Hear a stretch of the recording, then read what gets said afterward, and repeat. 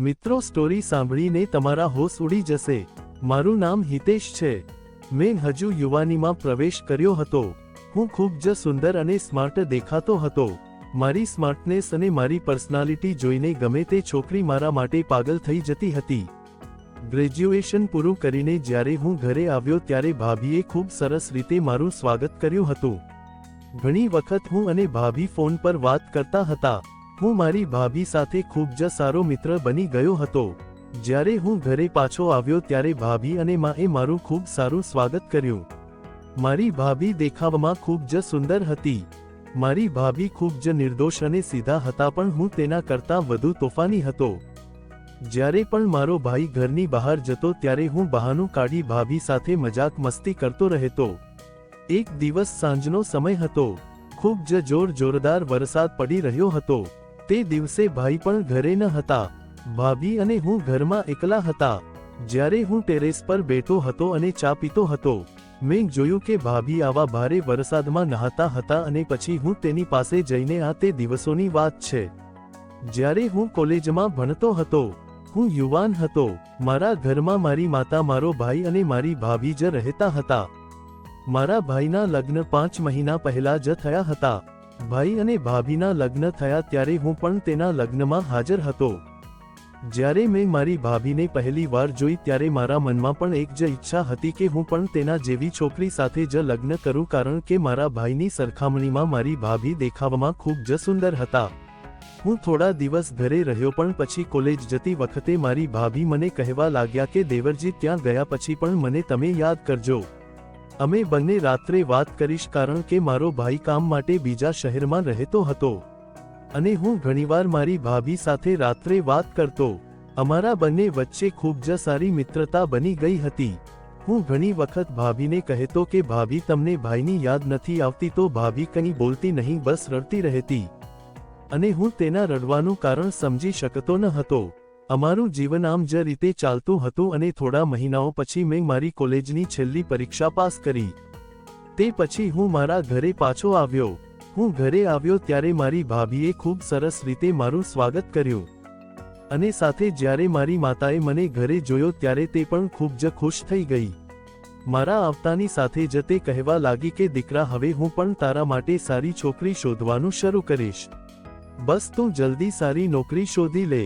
આ સાંભળતા જ મેં મારી માતાને કહ્યું કે જો તમારી છોકરી શોધવી હોય તો ભાભી જેવી જ છોકરી શોધો, તો જ હું તેની સાથે લગ્ન કરીશ। આ સાંભળીને ભાભી હસવા લાગતા પછી ભાભીએ મને ચા નાસ્તો કરાવ્યો। નાસ્તો કર્યા પછી હું મારા રૂમમાં આવ્યો અને સૂઈ ગયો હતો। ત્યારે અચાનક મારા ભાભી મારા દરવાજે આવીને ઊભા રહી તે કહેવા લાગ્યા, દેવરજી, ખરાબ ના લાગે તો જો તમારી પાસે સમય હોય તો શું તમે મને તમારી સાથે થોડા સમય માટે બજારમાં લઈ જશો? કારણ કે મારે ઘર માટે વસ્તુ ખરીદવી છે। માની તબિયત સારી નથી, તે જઈ શકશે નહીં। તમારા ભાઈ તો મોટા ભાગે કામમાં વ્યસ્ત રહે છે। આ સાંભળતા જ મારો ચહેરો ચમકી ગયો। મેં ભાભીને કહ્યું, ચિંતા ના કરો, હું થોડા સમયમાં તૈયાર થઈને આવું છું। ત્યાં સુધીમાં તમે પણ તૈયાર થઈ જાઓ। થોડીવાર પછી હું નીચે આવ્યો તો જોયું કે ભાભી તૈયાર બેઠા હતા। ભાભી આજે વધુ સુંદર લાગી રહ્યા હતા। પછી અમે બજારમાં આવ્યા અને ભાભી ત્યાંથી શાકભાજી ખરીદવા લાગ્યા। થોડીવાર પછી અમે ઘરે પહોંચ્યા, પણ જ્યારે અમે ઘરે પહોંચ્યા તો આજે માં દરવાજે ઊભી હતી। તેને મારો હાથ પકડી લીધો અને મને તેના રૂમમાં લઈ ગઈ। મને લાગ્યું કે માને મારા સાથે થોડું કામ હશે, પણ જ્યારે હું માતાના રૂમમાં પ્રવેશ્યો તો માં મને કહેવા લાગી કે દીકરા, મારે તારી સાથે વાત કરવી છે। પછી માં મને કહેવા લાગી, દીકરા, તારો મોટો ભાઈ મોટા ભાગે ઘરે નથી રહેતો, જ્યારથી તેના લગ્ન થયા છે। આ સાંભળીને મેં તરત જ મારી માતાને કહ્યું કે માં, ભાઈ કામમાં વ્યસ્ત છે, આ કારણથી તેની પાસે સમય નથી। તો માતાએ મને કહ્યું કે ના ના હિતેશ, હું શું કહું છું, તું જરા પણ સમજતો નથી। મને લાગે છે કે તારા ભાઈનું બીજું છોકરી સાથે અફેર છે। આ સાંભળીને હું ચોંકી ગયો અને મારા મોંમાંથી ચીસ નીકળી ગઈ। માં એ કહ્યું, દીકરા, ધીમે બોલ, નહીંતર તારી ભાભી સાંભળશે। જો તેને આ વિશે ખબર પડશે તો તે ખૂબ જ ખરાબ થશે। મેં મારી માતાને કહ્યું કે માં, આ તમે કેવા પ્રકારની વાતો કરો છો? શું કોઈએ તમને કંઈક કહ્યું છે અથવા ભાઈએ તમને કંઈક કહ્યું છે? તો માતાએ મને કહેવાનું શરૂ કર્યું કે એકવાર તેને મારા ભાઈને ફોન કર્યો હતો અને તેને પાછળથી એક સ્ત્રીનો અવાજ પણ સાંભળ્યો હતો. જ્યારે તેને ભાઈને આ વિશે પૂછ્યો તો તેને બહાનું કાઢીને મામલો ટાળી દીધો હતો. મેં મારી માતાને કહ્યું કે કદાચ તે તમારું વહેમ છે. તો તે મને વારંવાર સમજાવવાનો પ્રયત્ન કરી રહી હતી. એવું કંઈ નથી, પણ મેં તેને પણ વારંવાર કહ્યું કે માં આ વાત ભાભી સામે ભૂલથી પણ ના કરતા અને ના આવવી જોઈએ, કારણ કે જો ભાભીને આ વિશે ખબર પડશે તો ભાઈ ભાભીના સંબંધમાં તિરાડ પડી શકે છે અને જ્યાં સુધી અમને સંપૂર્ણ સત્ય ખબર ન પડે ત્યાં સુધી આ વિશે કોઈને કહેવું ન જોઈએ. માં એ પણ મારી વાત માની લીધી અને પછી ચૂપચાપ હું મારા રૂમમાં આવી ગયો. હું મારા રૂમમાં આવ્યો અને નહાવા માટે બાથરૂમમાં ગયો. હું પાછો આવ્યો, બહાર આવ્યો ત્યારે ભાભી મારી સામે હતા. ભાભીને જોઈને હું ચોંકી ગયો. જ્યારે હું આવીને મારી ભાભી પાસે ઊભો રહ્યો ત્યારે તે મને જોઈને કહેવા લાગ્યા કે દેવરજી, તમારા ભાઈને કોઈની ચિંતા નથી. આમ તો તે મને મળવા આવતા નથી, પણ જ્યારે મેં તેને કહ્યું કે તમે આવ્યા છો ત્યારે પણ તે મળવા આવ્યા નહીં. આ બધી વાતો સાંભળીને મને મારી માતાની વાત યાદ આવવા લાગી. હું મનમાં વિચારવા લાગ્યો કે કદાચ મારી માં જે કહેતા હતા તે સાચું હોય. પણ પછી મેં વાત ફેરવી નાખી. મારી ભાભીને બહાનું કાઢ્યું કે કદાચ તે વ્યસ્ત હશે. કોઈ વાંધો નહીં, તે કાલે ચોક્કસ આવશે. રાત્રે જમ્યા પછી હું મારા રૂમમાં આવીને સૂઈ ગયો. દિવસભરના થાકને લીધે મને ક્યારે ઊંઘ આવી ગઈ કંઈ ખબર ન હતી. પછી અચાનક રાત્રે લગભગ 1 વાગ્યે મારી આંખ ખુલી જ્યારે મેં ઘરમાં કોઈનો રડવાનો અવાજ સાંભળ્યો. જ્યારે હું રૂમમાંથી બહાર આવ્યો તો જોયું કે મારી ભાભીના રૂમમાંથી અવાજ આવી રહ્યો હતો. હું તરત જ એ રૂમ તરફ દોડ્યો અને બહાર ઊભો રહી સાંભળ્યો તો ભાભી ભાઈને સાથે વાત કરી રહ્યા હતા. તે રડતા રડતા તેને કહી રહ્યા હતા કે અમારા લગ્નને 5 મહિના થઈ ગયા છે, પણ તમારી પાસે મારા માટે ક્યારેય સમય નથી. જો તમે મને પસંદ નહોતા કરતા તો તમે મારી સાથે લગ્ન કેમ કર્યા? જ્યારે મેં આ બધી વાતો સાંભળી ત્યારે હું તરત જ મારા રૂમમાં પાછો આવ્યો. મનમાં વિચારવા લાગ્યો કે માતાજી કહે છે શું તે સાચું છે? પછી મેં વિચાર્યું કે ના ભાઈ કામમાં વ્યસ્ત હશે, આ કારણથી આવું કરતા હશે. મારે આ બધા વિશે વધારે વિચારવું ન જોઈએ. મેં મનમાં નક્કી કર્યું કે કાલથી હું મારા ભાભીનું સારું ધ્યાન રાખીશ. સવારે હું જાગી ગયો અને સીધો કિચનમાં ગયો. જ્યારે હું ત્યાં ગયો ત્યારે ભાભી વાસણો સાફ કરી રહી હતી. તે મને કહેવા લાગ્યા, દેવરજી તમે અહીં શું કરો છો? મેં કહ્યું, ભાભી હવે જરાય ચિંતા ના કરો. કોઈ કામ હોય તો મને કહો, હું તમારું બધું કામ કરવા તૈયાર છું. આ સાંભળીને ભાભી હસવા લાગ્યા અને બોલ્યા, શું તમે મારા માટે બધું કરી શકશો? મેં પણ તરત જ હા પાડી. ત્યારે ભાભીએ કહ્યું કે સમય આવશે ત્યારે કહીશ. હવે હું મારી ભાભીની આસપાસ જ હતો અને તેમને ખુશ રાખવા માટે મારાથી બનતા પ્રયત્નો કરતો હતો. એક દિવસ હું મારી ભાભીને મૂવી જોવા બહાર લઈ ગયો, જેથી તે થોડી ખુશ થાય. પણ જ્યારે અમે ઘરે આવ્યા ત્યારે જોયું કે મારો ભાઈ ઘરે હાજર હતો. ભાભી ભાઈને જોઈને ખૂબ જ ખુશ થઈ, પરંતુ જ્યારે અમે તેમની પાછળ એક છોકરી જોઈ ત્યારે અમે બંને તેને જોઈને સંપૂર્ણપણે સ્તબ્ધ થઈ ગયા. માં પણ ત્યાં બાજુમાં બેઠી હતી અને ખૂબ રડી રહી હતી. જ્યારે હું માની નજીક આવ્યો તો તેણે મને કહેવાનું શરૂ કર્યું કે દીકરા, તારા ભાઈએ બીજા લગ્ન કરી લીધા છે અને કહી રહ્યો છે કે તે આ છોકરી સાથે જીવન વિતાવવા માંગે છે. આ સાંભળીને ભાભી ચીસો પાડવા લાગ્યા અને એકદમ ગુસ્સે થઈ ગયા. તે ભાઈ સાથે ગુસ્સામાં બોલી રહ્યા હતા કે જો તમે બીજી છોકરી સાથે પ્રેમમાં હતા તો કેમ મારી જિંદગી બગાડી?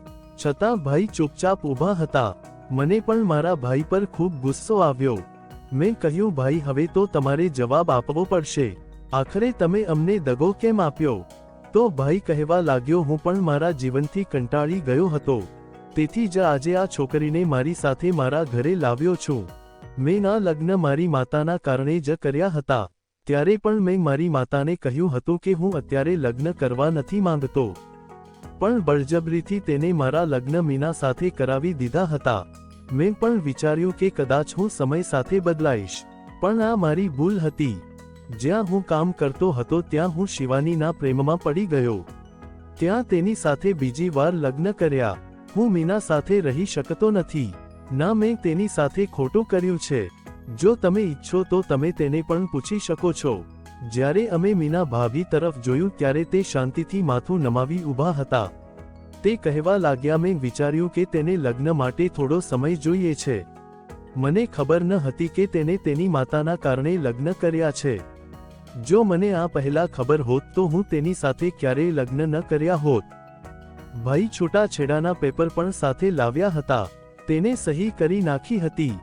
માતા પણ ભાઈ પર જોરથી બૂમો પાડી રહી હતી, પણ અમે જે કહ્યું તેની હવે ભાઈ પર કોઈ અસર થઈ ન હતી, કારણ કે જે કંઈ કરવાનું હતું તે તેને કરી લીધું હતું. અને આટલું કહીને ભાઈ બીજા શહેરમાં ચાલ્યા ગયા, જ્યાં તે આ છોકરી સાથે કામ કરતા હતા. અમે ભાઈને જવાથી ખૂબ રોક્યા, પરંતુ કહેવાય છે ને કે આપણે સંબંધોને બાંધી શકતા નથી. ભાઈના ગયા પછી ભાભી ખૂબ રડવા લાગ્યા. માં અને હું ભાભીને સમજાવવાનો ખૂબ પ્રયાસ કરી રહ્યા હતા. તમારી પાસે હજુ જીવન બાકી છે, ચિંતા ના કરો. પણ ભાભી કહેવા લાગ્યા કે હવે હું ક્યાં જઈશ, ક્યાં રહીશ જ્યારે મારા પતિ હવે મારા નથી? તો માં કહેવા લાગી, દીકરી, તારે ઘર છોડી ક્યાં જવું નથી. તારા માતા પિતા પણ હવે આ દુનિયામાં નથી, તેથી તું આ ઘરમાં અમારી સાથે જ રહીશ. જો મને કોઈ સારો છોકરો મળી જશે તો હું તેના તારી સાથે લગ્ન કરીશ. પણ તે અમારી વાત સાંભળવા તૈયાર ન હતા. ભાભી ચૂપચાપ રડતા રડતા પોતાના રૂમમાં ચાલ્યા ગયા હતા. માતાએ પણ મને જતા અટકાવ્યો હતો. તેણે કહ્યું કે તું તારી ભાભીને થોડો સમય આપ. હવે તેને જાતે જ આ બધામાંથી બહાર નીકળવું પડશે. આપણે ઈચ્છીએ તો પણ કશું કરી શકતા નથી. માની વાત સાંભળીને હું પણ મારા રૂમમાં આવી ગયો. હું પણ ખૂબ જ પરેશાન થઈ ગયો હતો. ભાઈએ જે ભાભી સાથે કર્યું હતું તે ખૂબ જ ખોટું હતું, પણ હવે હું મારી ભાભીને ચિંતામાં જોઈ શકતો ન હતો. આજની રાત ખૂબ જ પીડાદાયક હતી. હવે મેં મનમાં નક્કી કર્યું હતું કે હું મારી ભાભીને હંમેશા ખુશ રાખીશ. હું તેમને કોઈ સમસ્યાનો સામનો કરવા નહીં દઉં. હું મારી ભાભી સાથે ખૂબ જ હસી મજાક કરતો, પરંતુ તેની તેમના પર કોઈ અસર થતી ન હતી. એક રાતે માં તેની બહેનના ઘરે ગયા હતા. ઘરે હું અને ભાભી એકલા હતા. અચાનક વરસાદ શરૂ થઈ ગયો. હું બેઠો ચાય પીતો હતો. અચાનક ભાભી બહાર આવ્યા, પણ આજે મારે તેને મારા દિલની વાત કહેવી હતી. હું મીનાને પસંદ કરતો હતો. આજથી નહીં, પણ જ્યારે તેના લગ્ન થયા ન હતા ત્યારથી મને તે પહેલી નજરમાં જ પસંદ આવી ગઈ હતી. જ્યારે માએ તેને ભાઈ માટે પસંદ કરી હતી, તેથી હું તેને આ કહી શક્યો નહીં. તે રાતે મેં મીનાને કહ્યું, મારે તમારી સાથે લગ્ન કરવા છે. હું તમને ખૂબ પ્રેમ કરું છું. હું મારા ભાઈ જેવો જરા પણ નથી. મીનાને પણ આની સામે કોઈ વાંધો ન હતો, પણ તે કહેવા લાગી, માં નહીં માને તો. મેં કહ્યું, તમે એ વાતની ચિંતા ના કરો. તેથી ઘરે માતાની સાથે જ મેં મારી માતાને મારા લગ્નની વાત કરી. માતાને પણ લગ્ન સામે કોઈ વાંધો ન હતો. તે કહેવા લાગ્યા કે તારા ભાઈએ મીના સાથે જે કર્યું તે જોઈને મને ખૂબ દુઃખ થયું. મને લાગે છે કે ક્યાંક મારી જ ભૂલ છે, જેના કારણે મીનાનું જીવન બરબાદ થઈ ગયું છે. પરંતુ જો તેની સાથે લગ્ન કરીશ તો તેનું જીવન સુધરશે. પછી માતાએ મને કહેવાનું શરૂ કર્યું કે હું તમારા બંનેના લગ્નનું મુહૂર્ત કાલે જ કરાવું છું. આ સાંભળી મીના અને હું ખૂબ થઈ ગયા. જ્યારે મીના મારા ભાઈ સાથે લગ્ન કરવાની હતી, મને તે પહેલા દિવસથી જ પસંદ હતી, પણ મને ખબર ન હતી કે ભાગ્ય પોતે જ તેને મારી પાસે લાવશે. બીજા દિવસે મીના અને મારા લગ્ન ખૂબ જ સાદગીથી થયા. પહેલીવાર મીનાના ચહેરા પર એક અલગ જ ખુશી દેખાતી હતી. અમે બંને અમારા જીવનમાં ખૂબ ખુશ હતા. 1 વર્ષ પછી મીનાએ એક ખૂબ જ સુંદર પુત્રીને જન્મ આપ્યો, જેનું નામ મેં રીમા રાખ્યું. પણ મારા ભાઈએ પણ તેના કૃત્યની સજા મળી ગઈ હતી. તેને જે છોકરી સાથે લગ્ન કર્યા હતા તે છોકરી સારી ન હતી, અને હવે ભાઈ પણ તેના કામ પર અફસોસ કરી રહ્યો હતો. તેથી જો તમે કોઈનું ખરાબ કરશો તો તમારી સાથે પણ આવું જ થશે. આવી જ વાર્તા સાંભળવા માટે ચેનલને સબસ્ક્રાઇબ અને વિડીયોને લાઇક કરજો મિત્રો. ધન્યવાદ.